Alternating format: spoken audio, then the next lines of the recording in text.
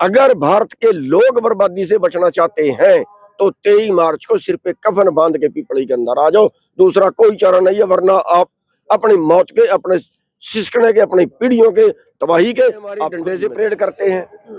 अगर ये हमारी डंडे से परेड करते हैं तो हम इनको जूतों से परेड पक्का करेंगे। नमस्कार, मैं हैप्पी सिंह, आप देख रहे हैं पहरेदार भारत न्यूज और हमारे साथ हैं किसान नेता गुरनाम सिंह चुड़ूनी। आज पहुंचे हैं सिरसा। किसानों की क्या मांगे हैं, क्या आज का कार्यक्रम है, बातचीत करते हैं चुड़ूनी साहब से। हाँ जी, नमस्कार सर। जी नमस्कार। हाँ जी, सिरसा पहुंचे हैं, आज किसानों का धरना है, क्या क्या मांगे हैं, क्या क्या कैसे आगे का प्रोग्राम रहने वाला है? देखिए, हमारे देश में दो वर्ग हो गए हैं, एक लुटेरा वर्ग है, एक मेरा वर्ग है। लुटेरा वर्ग तरह तरह के षड्यंत्र करके आम आदमी की जेब से पैसा निकाल रहा है। उसमें किसान भी आगे, उसमें मजदूर भी आगे, उस छोटे दुकानदार जो भी जनता है उसमें आगे। तो उन सभी मांगों को लेके 23 मार्च की पिपली के अंदर रैली रखी है और उसके पहले हर जिले के अंदर प्रदर्शन कर रहे हैं, जिसमें आज सिरसा के अंदर प्रदर्शन है। और वो मांगे ये हैं कि जैसे इलाज है, वो जो अधिकारी करोड़पति हैं, नेता करोड़पति हैं, उनका फ्री है, लेकिन आम जनता का वो फ्री नहीं है। और आधे ऑपरेशन जो है, क्योंकि पूंजीवाद या कारपोरेट सेक्टर जो है अस्पतालों में आ गया, आधे ऑपरेशन बिना जरूरत के किए जा रहे हैं, ऐसी संसदीय समिति की रिपोर्ट है। तो उसके खिलाफ हम आवाज उठा रहे हैं। यही हाल पढ़ाई का है, पढ़ाई में व्यापारीकरण हो गया है और आम आदमी के तो बच्चे पढ़ाने बस के बचे ही नहीं है, जबकि नेताओं के, अधिकारियों के, उनके बच्चों की पढ़ाई फ्री है। दो भाग देश के कर दिए। इसी तरह से नया बीज बिल आ रहा है, जो बीज पूरा सारा कंपनियों के हवाले होगा। नया बिजली बिल आ रहा है, पूरी बिजली प्राइवेट कंपनियों के हवाले होगी। तो किसान के कर्जा माफी की बात है। पिछले 11 साल के अंदर 16.5 लाख करोड़ रुपया बड़े पूंजीपतियों का माफ किया जा चुका है, जबकि हर आधे घंटे में एक किसान कर्जे में सुसाइड करता है।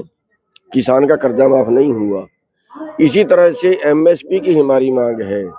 आज जो सरकार तय करती है वो लागत से कम है, और जो हमें मिलता है, जो एमएसपी तय करती है, उससे भी 4 लाख करोड़ भारत के किसानों को कम मिल रहा है। तो एमएसपी का गारंटी कानून बनवाने की बात है। इन सभी मांगों को लेके हम प्रदर्शन कर रहे हैं।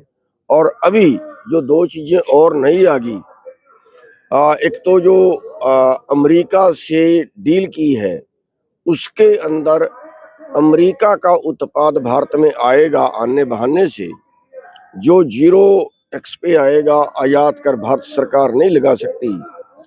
और अमेरिका के अंदर पैदा करना बहुत सस्ता है, क्योंकि भारत के अंदर 82% किसान 2.5 एकड़ से कम के मालिक हैं।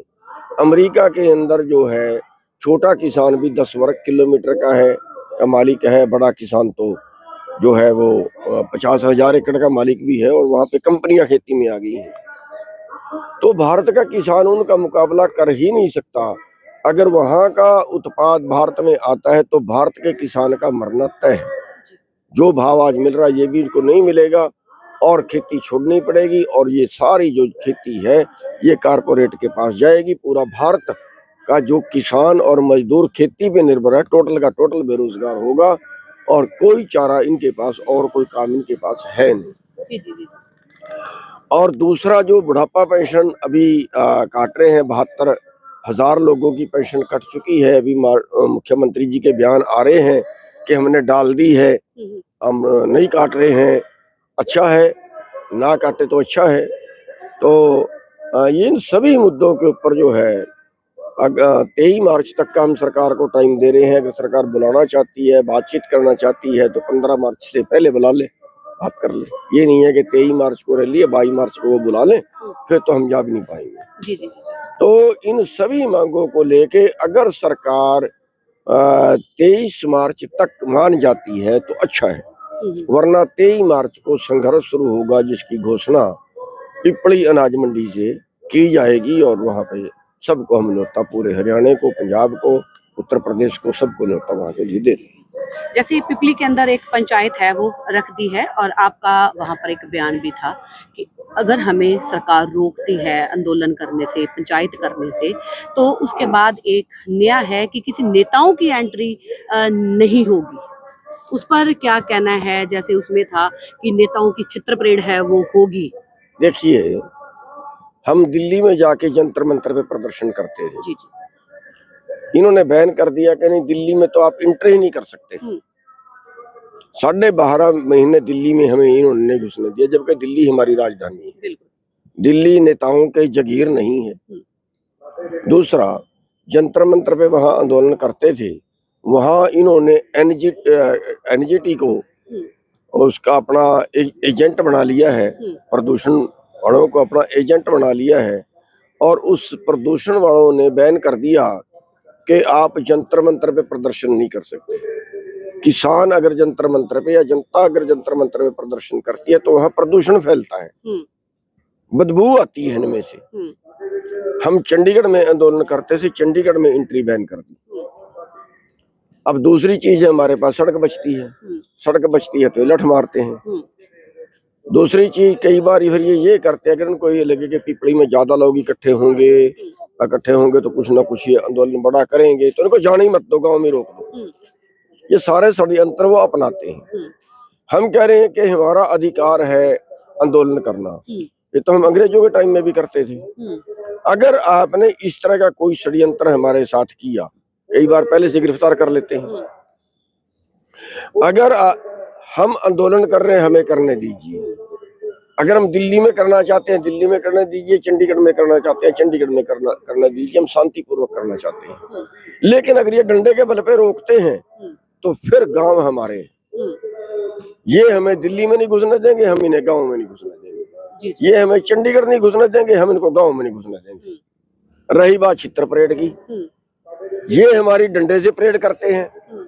अगर ये हमारी डंडे से परेड करते हैं तो हम इनको जूतों से परेड पक्का करेंगे। फिर ये चारा हमारे पास है और कोई चारा नहीं है। हमारी हड्डियां तोड़ तोड़ के इन्होंने बुद्धि कर दी, बुरी तरह पीटते हैं, 20-20 लाठ एक आदमी को मारते हैं। अभी पंजाब का भी मैटर आया है कि पंजाब में किसान आंदोलन कर रहे थे, जो वहां पर जो लाठीचार्ज की वीडियो है, किस तरीके से किसानों को भगाया गया, लाठीचार्ज हुआ, उसके ऊपर आपका क्या कहना है? मैं ये कहता हूँ, जगह जगह करते हैं, पूरे देश में करते हैं। हमारी जुबान बंद करते हैं कि आप इकट्ठे ही क्यों होते हो। जगह जगह करते हैं हमारे से धक्काशाही। हम ये कहते हैं भाई आंदोलन करना तो हमारा फर्ज है। हम अगर हम जंतर मंतर पे जाके प्रदर्शन करते हैं कि क्या पेट में दर्द हो गया जी, हमने क्या उठा लिया दिल्ली का खर्चा, हम अपना करके जाते हैं, दिल्ली का हमने क्या उठा लिया। आदमियों के जन से प्रदूषण फैलता है क्या वहाँ? एक ये चंडीगढ़ में हमें घुसने नहीं देते, क्यों? चंडीगढ़ किसी के बाप की है क्या? अगर ये हमारे साथ ऐसा करेंगे तो हमारे पास क्या तरीका है? फिर गांव हमारे यहाँ, गांव इनके बाप के हैं क्या? गांव इनको गांव में घुसने क्यों घुसने दें? नहीं घुसने देंगे हम इनको। फिर ये तरीका हमारे पास बचाओ। हमारे देश को बेच रहे हैं। हमारे देश में पहले इंग्लैंड का राज चलता था, अब अमेरिका का राज चल रहा है। अमेरिका फैसला करता है आप तेल कहाँ से खरीदोगे, अमेरिका फैसला करता है आप हमारे से ये बोतल खरीदोगे, आप हमारे से वो बोतल खरीदोगे। और वो भारत में प्रधानमंत्री बनता है जिसको अमेरिका चाहता है। हमारे देश का राज कहाँ है? फिर हम क्यों फांसियों पे चढ़े थे? बिल्कुल जी जी। बुढ़ापा पेंशन का मुद्दा बहुत तेजी से बढ़ रहा है, जिसपे कल कृष्ण बेदी भी सिरसा पहुंचे थे। उन्होंने कहा था कि नहीं, पेंशन काटी नहीं गई है, फिलहाल एक बार रोक ली गई है कि लोगों की आधार कार्ड के ऊपर जो एज है वो अलग है, वोटर कार्ड में अलग है। कहीं ना कहीं सरकार को चूना लगाया जा रहा है। और अगर वहां पर बिलों की बात करें कि बिजली के बिल हैं वो 20-20, 22-22 हजार रुपए आ रहे हैं और वो पेंशन ले रहे हैं, इस पर आपकी क्या प्रतिक्रिया है?